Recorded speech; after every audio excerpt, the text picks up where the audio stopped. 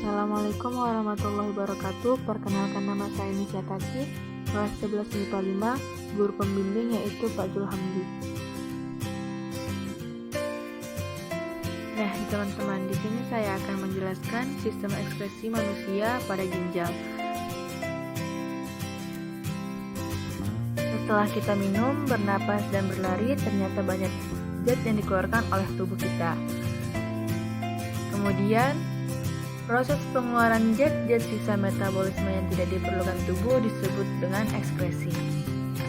Kemudian ekskresi diperlukan tubuh agar zat sisa tersebut tidak meracuni tubuh karena dapat menyebabkan merusak berbagai organ dalam tubuh, bahkan dapat menyebabkan kematian. Sistem ekskresi pada manusia melibatkan berbagai organ ekskresi yaitu ginjal, kulit, paru-paru, dan hati. Nah teman-teman, sekarang kita masuk ke dalam materi kita yaitu ginjal. Apa itu fungsi ginjal? Ginjal berfungsi untuk menyaring darah yang mengandung zat sisa metabolisme dari sel di seluruh tubuh.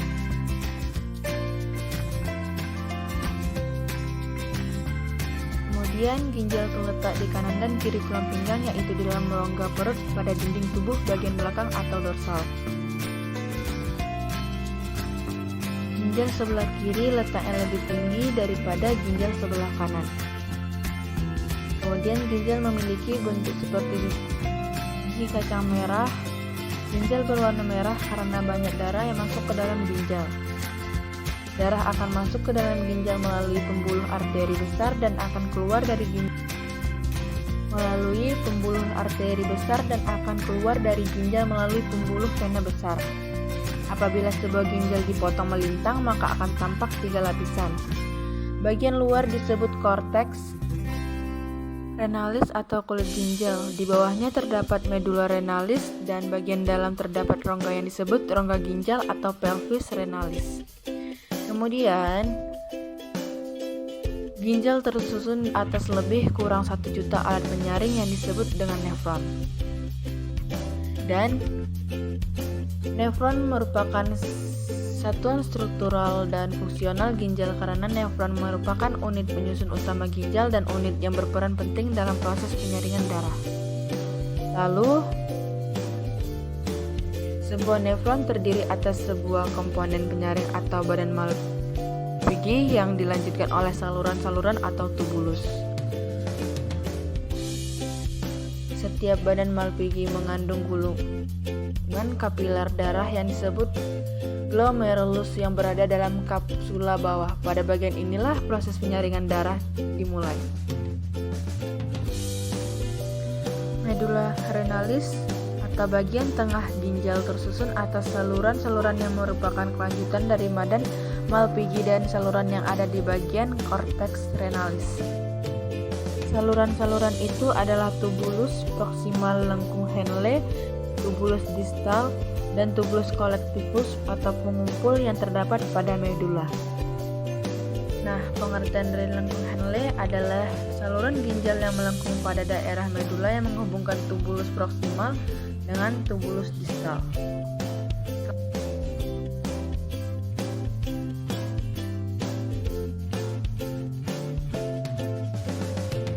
Pelvis renalis atau rongga ginjal berfungsi sebagai penampung urin sementara sebelum dikeluarkan melalui ureter. Kemudian yaitu pembentukan urin. Proses pembentukan urin di dalam ginjal melalui 3 tahapan. Ketiga tahapan tersebut adalah tahap filtrasi, tahap reabsorpsi, dan tahap argumentasi.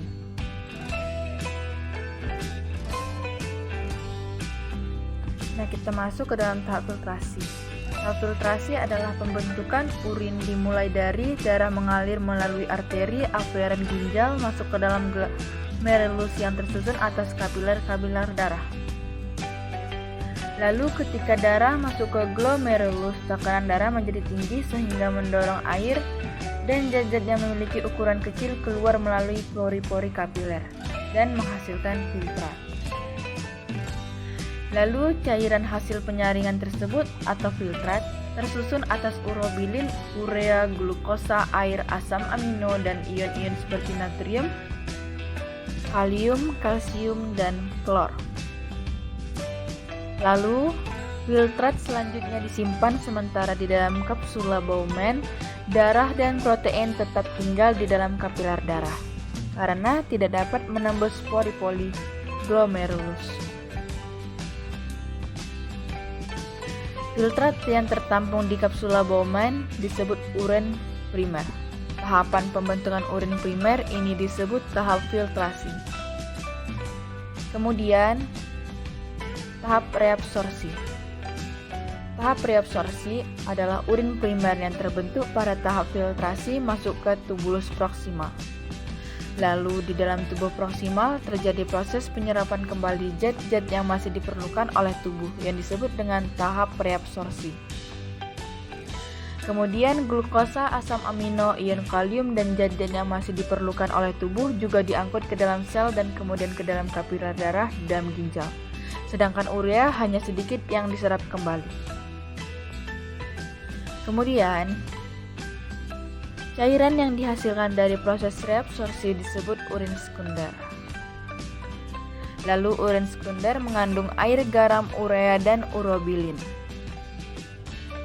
Urobilin inilah yang memberikan warna kuning pada urin, sedangkan urea yang menimbulkan bau pada urin. Urin sekunder yang terbentuk dari proses reabsorpsi selanjutnya mengalir ke lengkung Henle kemudian menuju tubulus distal. Lalu selama mengalir dalam lengkung Henle, air dalam urin sekunder juga terus direabsorpsi. Kemudian tahap augmentasi. Setelah melalui lengkung Henle, urin sekunder sampai pada tubulus distal. Lalu pada bagian tubulus distal masih ada proses penyerapan air, ion natrium, klor, dan urea. Pada tubulus distal terjadi proses augmentasi, yaitu pengeluaran zat-zat yang diperlukan tubuh ke dalam urin sekunder. Urin sekunder yang telah bercampur dengan zat-zat sisa yang tidak diperlukan tubuh, inilah yang merupakan urin sesungguhnya. Urin tersebut kemudian disalurkan ke pelvis renalis atau rongga ginjal.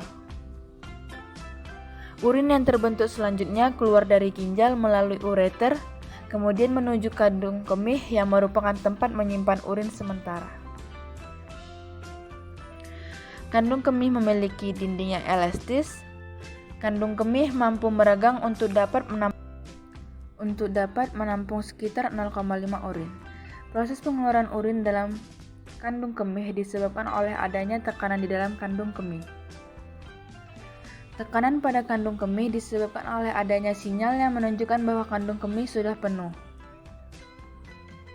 Lalu sinyal penuhnya kandung kemih memicu adanya kontraksi otot perut dan otot-otot kandung kemih. Akibat kontraksi ini, urin dapat keluar dari tubuh melalui uretra. Sekian dari video saya, semoga bermanfaat dan terima kasih.